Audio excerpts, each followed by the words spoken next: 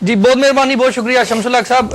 ہمارے پاس وقت تھوڑا ہے. ظہیر صاحب، ڈاکٹر صاحب نے یہ بات کی ہے جی کہ اب خدا نہ کرے کہ کل کو کسی اور مسجد میں اللہ نہ کرے کچھ ایسا واقعہ، ایسا برا سانحہ ہو، پھر کوئی الزام جو ہے احمدیوں پہ آ جائے. کوئی تیسری طاقت آپ سمجھتے ہیں کہ ہمیں لڑانا چاہتے ہیں؟ حق صاحب دو باتیں کروں گا. ایک تو یہ کہ گورنمنٹ کی کیا ذمہ داری بنتی ہے، اور دوسری یہ کہ کوئی ایسا واقعہ ہو سکتا ہے. جی مختصر. پہلا میں یہ عرض کرنا چاہتا ہوں کہ گورنمنٹ کی جو ذمہ داری ہے نا، میں چھوٹا سا ایک واقعہ بیان کروں گا، اس سے آپ کو پتہ چل جائے گا.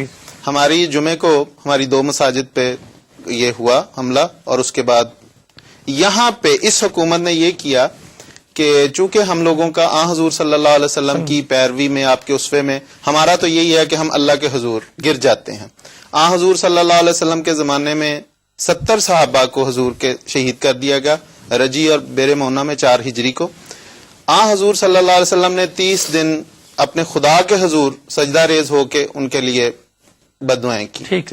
ہمارا بھی یہی ہے، ہم اپنے خدا سے مانگتے ہیں.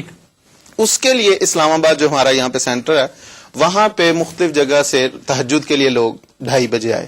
ایک لڑکا باہر سے بھی اسے آنا تھا، اسلام آباد کے باہر سے، وہ آیا ہے تو اس کے پیچھے پیچھے پولیس کی ایک گاڑی آئی، صرف یہ دیکھنے کہ یہ اسلام آباد کے احاطے کی طرف یہ گاڑی جا رہی، کیوں جا رہی. اس نے باقاعدہ اسے روک کے پورا اس کو سٹاپ سرچ کیا ہے.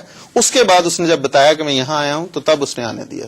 یہ ہے گورنمنٹ جو ذمہ دار وہاں پہ میں پہلے تفصیل سے آپ بتا چکا ہوں. دوسری جو بات آپ نے کہی کہ اس قسم کا جو سانحہ ہو سکتا ہے، تو میں نے بتا دیا ہے کہ ہم لوگ تو خدا کے حضور گرتے ہیں. ہمارے ناظر صاحب اعلیٰ کا، ہمارے آقا خلیفۃ المسیح کا آپ نے پیغام سنا، کسی قسم کی وائلیشن اس میں نہیں ہے.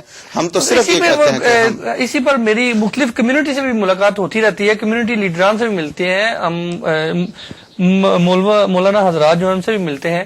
وہ کہتے ہیں جی کہ احتجاج تو آپ لوگ کرتے ہی نہیں ہیں. اس پہ تھوڑا مختصر کیا احتجاج کریں؟ ہم لوگوں نے اپنی ہر چیز، ہمارے کہیں پہ 2، کہیں پہ 6، کہیں پہ 8، 20 ہمارے شہید ہوئے.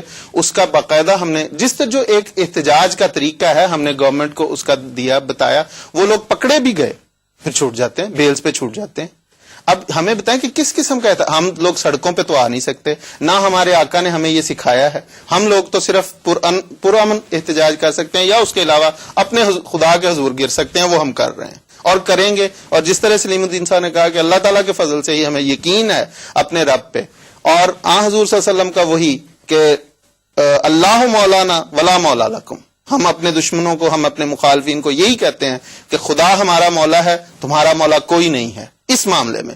اور یقیناً اللہ تعالیٰ کے فضل سے نور مصطفی ہمیشہ غالب آئے گی نعرے ابو لہب پہ، اور ہمیشہ شیطانی طاقتیں جو ہیں وہ مغلوب ہوں گی، جو بھی ہیں. تو اللہ تعالیٰ ہمیشہ ہمیں فتح دے گا کسی بھی رنگ میں. ٹھیک ہے، بہت شکریہ جناب مکرم ظہیر احمد خان صاحب. جاتے جی ڈاکٹر صاحب مختصر کہ حضرت نے جس طرح فرمایا نا، اس میں میرا خیال انہوں نے مسلمانوں کو جو ہے وہ کہا کہ وہ ان کے دشمن ہیں، اور نہیں، بالکل نہیں، بالکل نہیں، بالکل نہیں، بالکل نہیں. یہ پہلے یہ اگر اس بحث پہ جانا ہے تو یہ آپ ضرور ذہن میں رکھیں کہ آپ کو پاکستان میں غیر مسلم قرار دیا گیا ہے، اور آپ کے مذہب جو آپ کا یہ جو سلسلہ ہے، اس کو اسلام کے خلاف ایک سازش کہا گیا ہے.